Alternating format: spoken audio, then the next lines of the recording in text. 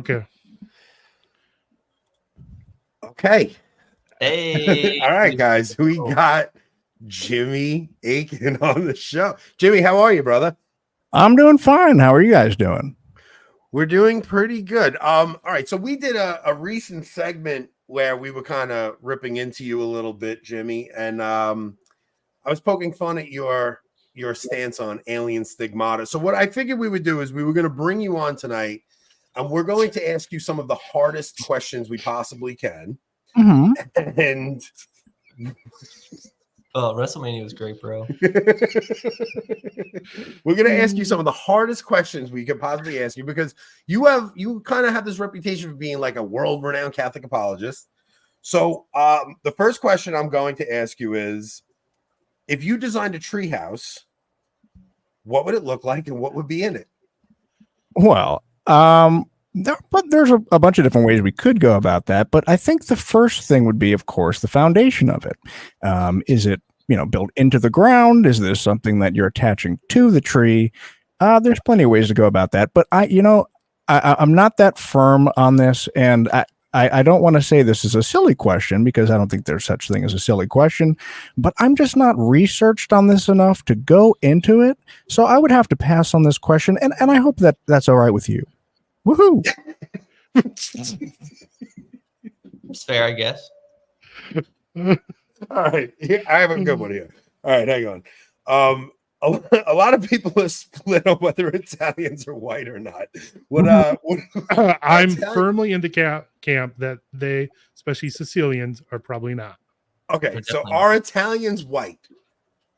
Well, there's a distinction to be made about the genetic makeup of the southern Italian region and that of the northern region. The South has had a history of cultural diffusion with northern Africa and parts of the Middle East too. However, I would say that all that information is entirely irrelevant, and the glaring conclusion is, if Italians are white, then I'm a Jamaican teenager named Jaja Boontoon Kingsington.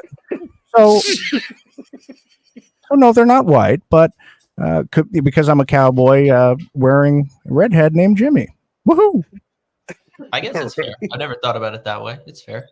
All right. Let's see what else we got here.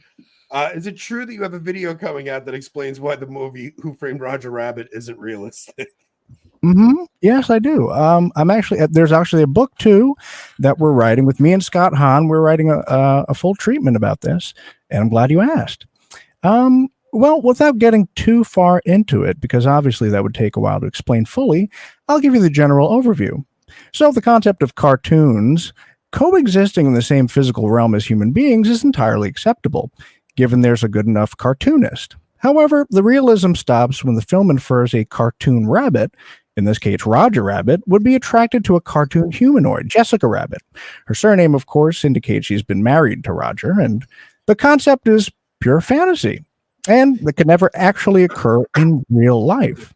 Since every creature was created with its reproduction being guided by the attraction to its own species, however, it is conceivable, and this is important, that through some perversion and distortion of his sexuality, Roger may have been reprogrammed to abandon this inclination to procreate in an appeal to his now warped outgroup preferences. Well, if you're saying to yourself, well, doesn't that apply to Jessica Rabbit too?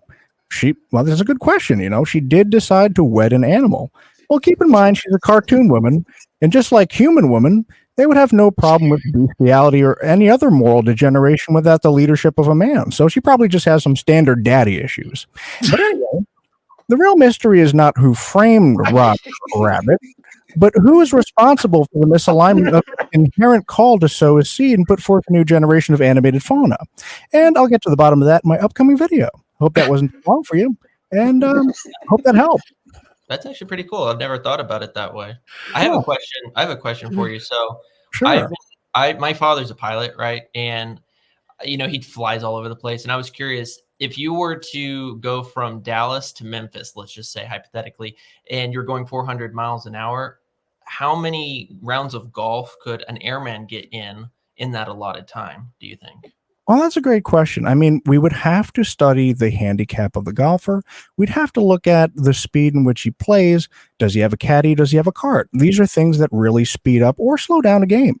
So we'd have to know that information first before we gone ahead and make inferences on something so dire like that. Yeah, that's a good point. Okay. Good point. Okay, so we know you love aliens. I mean, this is, you're basically like the go-to alien apologist at this point. So if you had an alien party, what appetizers would you have out? That's I don't know what's so funny about that. That's a perfectly fine question. And we're not here to debate words. We're here to debate the concept. So let's get into it. Well, there's plenty of data that shows that any extraterrestrial who would be inclined to attend a social gathering, such as a Jimmy cocktail party, would be consuming an omnivorous diet.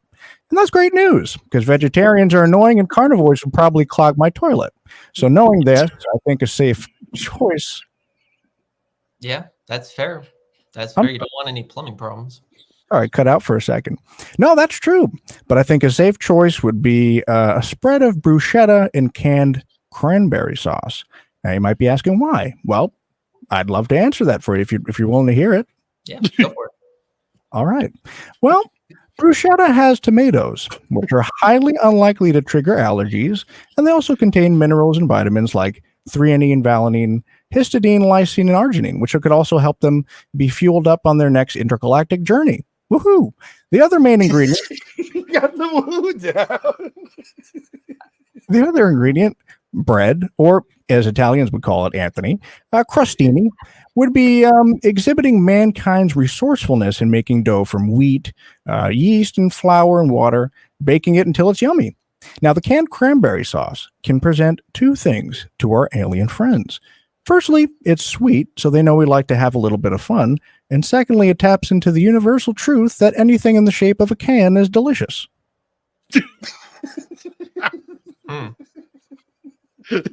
Interesting. Yeah. I have a question for you, Jimmy. Okay, go ahead. Mm-hmm. Yeah. Sure. Is it immoral to time travel in the nude like Terminator does? Oh, good question. I've been thinking about that recently over a pipe I was smoking the other day. It's just coincidence that you brought that up.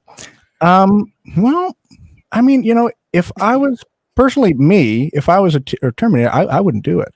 I wouldn't travel through space or time without an all-white outfit complete with a cowboy hat, or at least a purple shirt and 3 cans of club soda. But that's just me. Woohoo!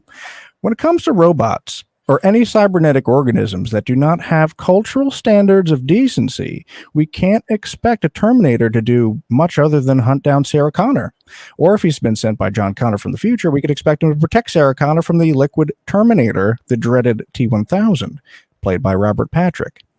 But they have no... there's nothing holding them back from being naked. But I would say if you are time traveling at a different planet or a different time, please be sure to look up the rules of decency in that area. And there could be children around, so that's not something we want to do. Yeah, that could get a little sketch.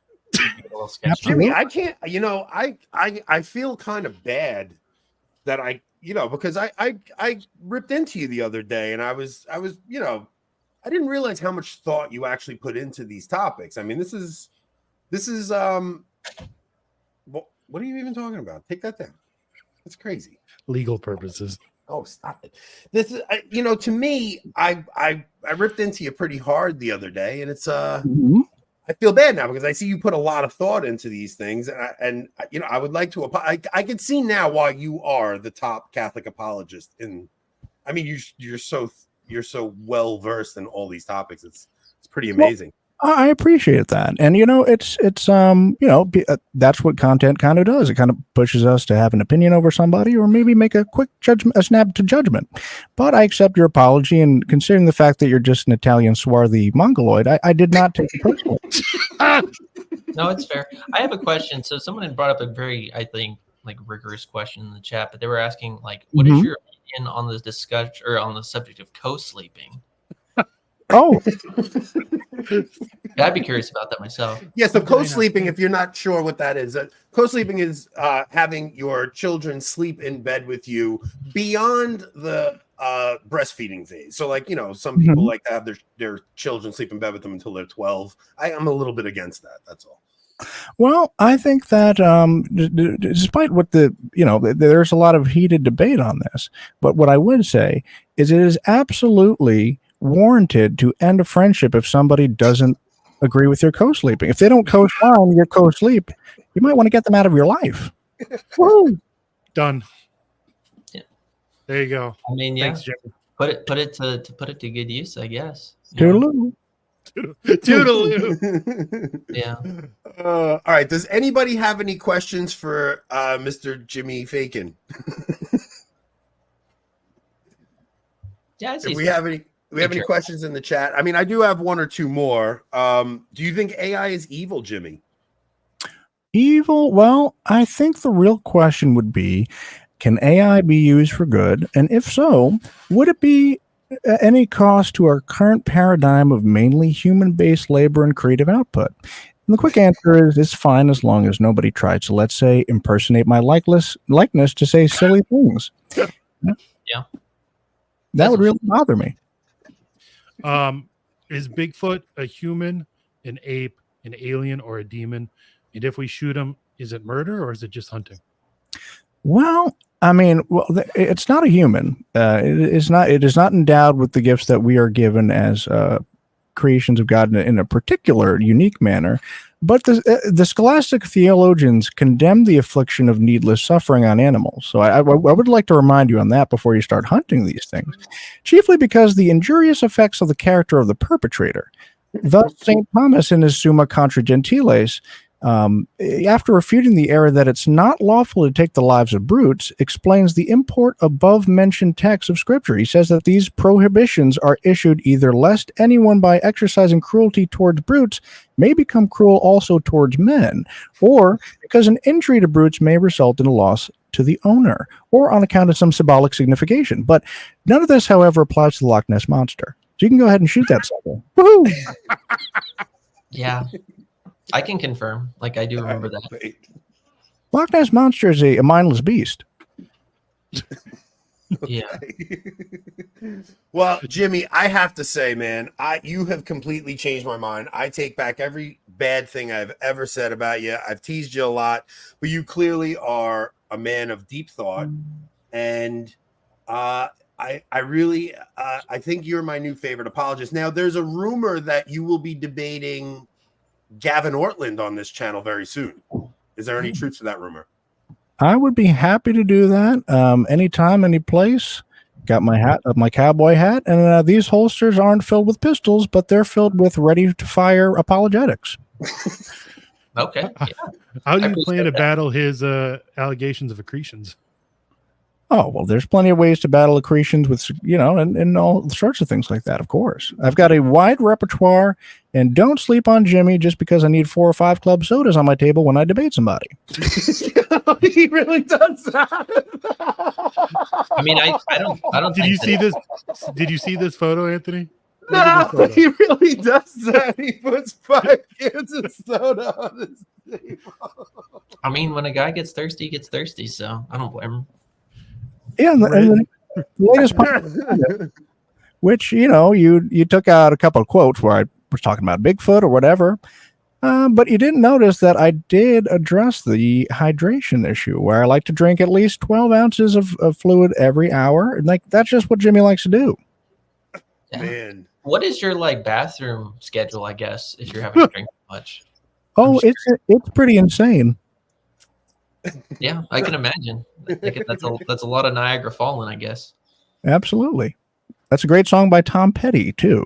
Oh, yeah. Well, Jimmy, I can't thank you enough for coming on with us, man. This was an honor. We started this show about 2 years ago, and I never thought I would have a chance to talk to guys like Jimmy Akin. I mean, this is unbelievable for a guy like me. I'm just a construction worker from New York. We've gotten a chance to talk to a lot of different. I mean, we've had Mel Gibson on, but we now have had Jimmy Akin on, which is like, yeah, this is it doesn't get much higher than this. Well, I appreciate that very much, and I would say that you're doing great work, and if you are doing apologetics and representing the faith properly, which I would assume that you are. Well, to quote Martin Luther, the one good thing he did say was God makes straight lines from crooked sticks, and you are, in fact, a crooked stick.